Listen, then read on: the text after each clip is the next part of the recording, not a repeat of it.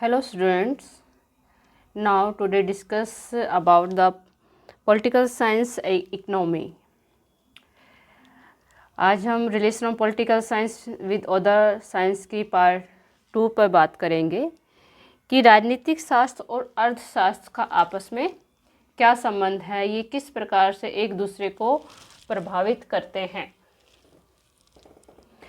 राजनीतिक शास्त्र मनुष्य के राजनीतिक संगठन तथा कार्यों का अध्ययन करता है। इसका उद्देश्य एक आदर्श राज्य की स्थापना करके मानव जीवन को सुखमय बनाना है, राज्य में शांति स्थापित करके मानव जीवन को सुरक्षित बनाना है। परंतु व्यक्ति के जीवन की सबसे अधिक और आवश्यक राजनीति नहीं वरन आर्थिक है। अर्थशास्त्र मनुष्य के सामाजिक जीवन के पक्ष का अध्ययन करता है, जिससे मनुष्य अपने आर्थिक कार्यों को संपन्न करता है। अर्थशास्त्र मानव ज्ञान की वह शाखा है जो कि मानव की आर्थिक क्रियाओं से संबंधित है। अर्थशास्त्र के क्षेत्र में प्रत्येक व्यक्ति, सामाजिक समूह, संस्थाएं शामिल है जो कि धन के उत्पादन, वितरण, व्यय तथा उपयोग से संबंधित है। दोनों ही विषयों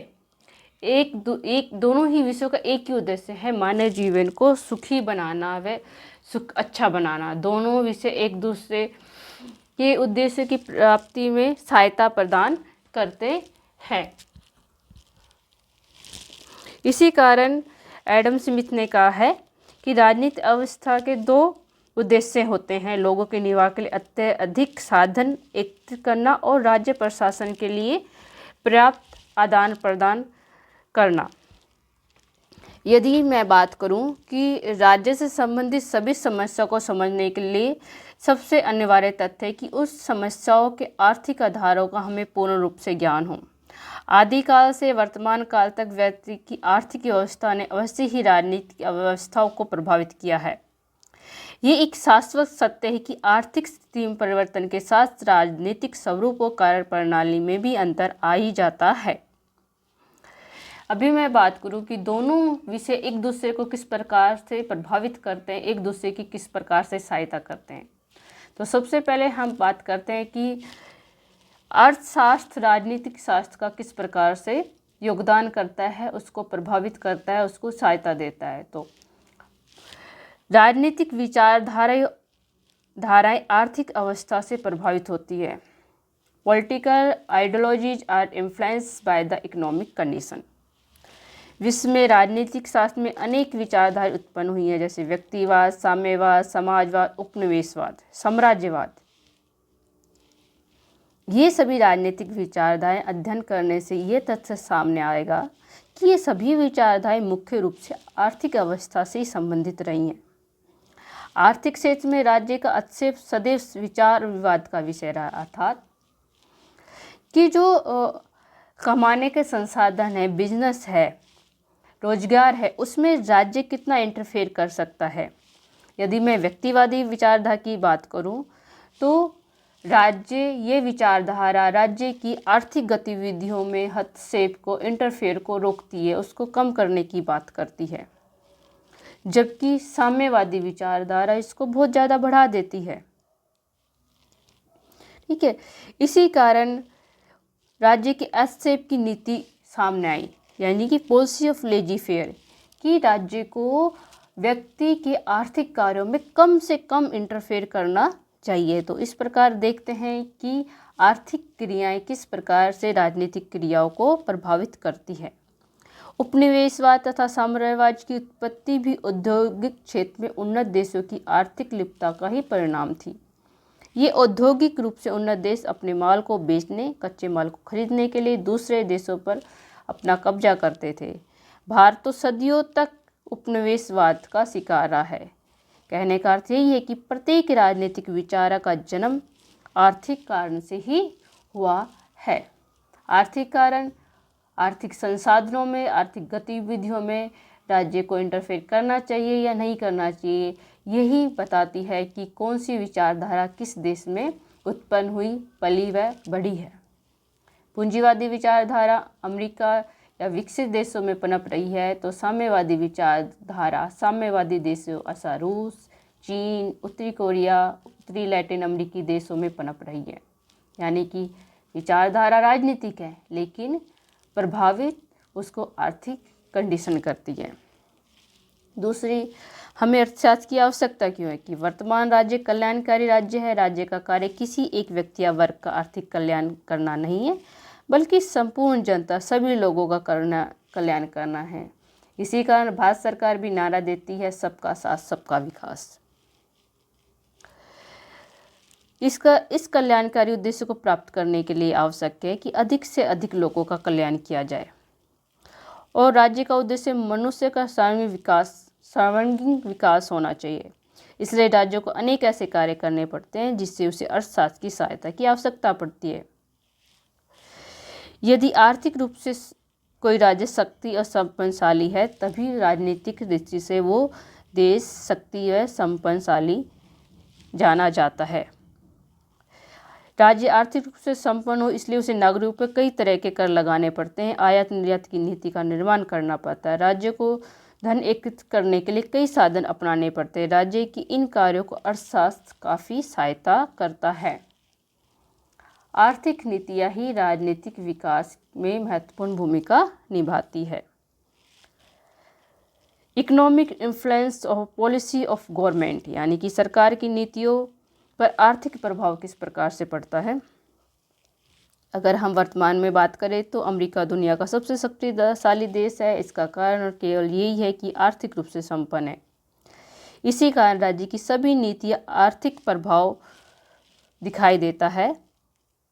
दूसरे देशों की आर्थिक मदद भी वही देश करता है जो स्वयं आर्थिक रूप से संपन्न हो, और सहायता प्राप्त करने वाले देश इस बात पर जोर देते हैं कि उनकी आंतरिक तथा बाह्य नीति पर किसी देश का दबाव नहीं, परंतु वास्तविकता इससे भिन्न है। जो भी देश अल्प विकसित या विकासशील देशों की आर्थिक सहायता करता है, वो उसे अपने प्रभाव क्षेत्र में रखना चाहता है। वो इस प्रकार से आर्थिक मदद करता है कि जो उसके खुद के राष्ट्रीय हित है, आर्थिक रूप से जुड़े हुए, वो उनको पूर्ण कर सके। इसी प्रकार WTO वर्ल्ड ऑर्गेनाइजेशन जो है, वर्ल्ड ट्रेड ऑर्गेनाइजेशन, उसका भी प्रयोग इस प्रकार की गतिविधियों के लिए ही किया जाता है। आर्थिक अवस्था राजनीतिक ढांचे की कार्यशीलता को भी प्रभावित करती है।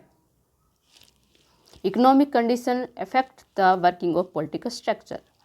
वर्तमान जिस तरह मनुष्य की सबसे आर्थिक आवश्यकता आर्थिक है, उसी प्रकार राज्य को भी आर्थिक सहायता प्राप्त करने के लिए कई तरह के दबाव झेलने पड़ते हैं। निर्धनता, बेकारी, आर्थिक विषम आदि राजनीतिक स्थिरता के लिए बहुत ही भयानक खतरे हैं, जिससे कि क्रांति भी उत्पन्न हो सकती है, और अनेक क्रांतियाँ इस प्रकार की स्थिति का परिणाम भी है। इसके लिए प्रत्येक राज्य, या मैं ये कहूँ कि जो अल्प विकसित राज्य हैं, विकासशील राज्यों की तरफ देखते हैं, वहाँ से आर्थिक सहायता तो प्राप्त करते हैं, लेकिन कई बार उनको इसका गलत परिणाम भी भुगतना पड़ता है। इसलिए इस प्रकार हम कह सकते हैं कि राजनीतिक शास्त्र अर्थशास्त्र पर पूर्णतः निर्भर है। मुख्य राजनीतिक विचारधाराओं का आधार आर्थिक है, यानी कि व्यक्तिवादी, साम्यवादी, पूंजीवादी, फासीवादी, चाहे किसी प्रकार की भी राजनीतिक विचारधाराएं हैं, उसको प्रभावित आर्थिक अवस्था ही करती हैं। तो ये तो विशेषता हुई कि किस प्रकार अर्थशास्त्र राजनीतिक शास्त्र को प्रभावित करता है। अब हम बात करते हैं कि किस प्रकार से अर्थशास्त्र राजनीतिक शास्त्र को योगदान देता है। अभी हमने पढ़ा कि राजनीतिक शास्त्र किस प्रकार अर्थशास्त्र को प्रभावित करता है। अब पढ़ते हैं कि अर्थशास्त्र को राजनीतिक शास्त्र किस प्रकार प्रभावित करता है। Principle of economics are implement by the state, यानी कि जितने भी इकोनॉमिक्स पॉलिसी बनाई जाएगी अर्थशास्त्र को उठाने के लिए या प्यार से संबंधित जितनी भी योजनाएं बनाई जाती है, उसमें राज्य की भूमिका महत्वपूर्ण होती है। अर्थात या ये कहें राज्य ही उनको लागू करता है। अर्थ से जुड़ी हुई जितनी भी योजनाएं बनाई जाती है, आर्थिक रूप से जितने भी कानून बनाए जाते हैं, धन के वितरण से संबंधित, विनिमय से संबंधित, उपभोग से संबंधित, जिसको अर्थशास्त्र का स्तंभ कहा जाता है, वो सारे राज्य के द्वारा ही बनाए जाते हैं। तथा आर्थिक ढांचा राज्य के कानून द्वारा ही निश्चित किया जाता है।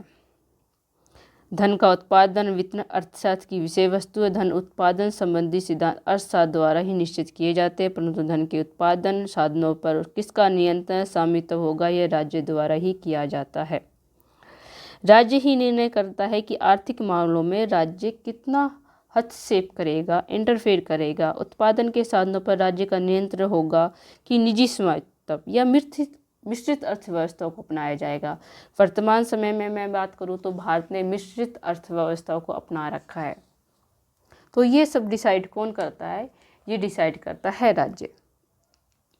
वस्तुओं की पूर्ति की अगर बात करें, उनको नियमित करने की बात करें, तो ये भी राज्य का ही कार्य है कि किस राज्य में जिस वस्तु की अधिकता है उसको एक्सपोर्ट करने का काम राज्य का। तो आपके राज्य में किसी वस्तु की कमी है तो उस वस्तु को इंपोर्ट करने का कार्य भी राज्य है। आर्थिक विकास कैसा होगा, ये डिपेंड करता है कि स्टेट किस प्रकार की पॉलिसी अपनाता है। अगर उन पॉलिसी में किसी प्रकार की कमी रह जाती है या गलत पॉलिसी अपना लेता है कोई राज्य, तो उसको आर्थिक संकटों का भी सामना करना पड़ सकता है। इस प्रकार दोनों ही सब्जेक्ट एक दूसरे को प्रभावित करते हैं, लेकिन दोनों ही सब्जेक्ट एक दूसरे को प्रभावित करने के साथ दोनों में अंतर भी है। क्षेत्र के आधार पर दोनों में अंतर है। राजनीतिक शास्त्र का क्षेत्र, अध्ययन का क्षेत्र राज्य है, जबकि अर्थशास्त्र का क्षेत्र आर्थिक गतिविधियाँ है। अगर साधारण शब्दों में कहे तो राजनीतिक शास्त्र का क्षेत्र जो है विस्तृत है, जबकि अर्थशास्त्र का क्षेत्र संकुचित है। विषय वस्तु के आधार पर भिन्नता है। राजनीतिक शास्त्र राज्य का स्वपक्षीय अध्ययन करता है, जबकि अर्थशास्त्र का संबंध धर्म के बहुपक्षीय अध्ययन से है। राजनीति शास्त्र व्यक्ति से संबंधित है, जबकि अर्थशास्त्र वस्तुओं से संबंधित है। राजनीति शास्त्र मूल्यों का अध्ययन करता है, जबकि अर्थशास्त्र प्राइजेस का अध्ययन करता है। अर्थशास्त्र धन का उत्पादन, विक्रय, विनिमय, खपत अर्थशास्त्र के मुख्य 4 तत्व है। यही अर्थशास्त्र का मुख्य विषय है। इसके विपरीत राजनीतिक शास्त्र मुख्य रूप से राज्य और सरकार से संबंधित है। प्रकृति के आधार पर भी अंतर है। Nature difference on the basis of nature. राजनीतिक शास्त्र की अध्ययन प्रवृत्ति वर्णनात्मक है, जबकि अर्थशास्त्र की अध्ययन प्रवृत्ति आंकड़ात्मक पद्धति है। इस प्रकार दोनों विषय एक दूसरे से संबंधित भी है, लेकिन आधारभूत रूप से दोनों में अंतर है और वे दोनों ही विषय एक दूसरे को प्रभावित करते हैं। धन्यवाद स्टूडेंट। यदि आपको मेरा ये वीडियो पसंद आया है तो please subscribe, like and share. Thank you. Have a nice day.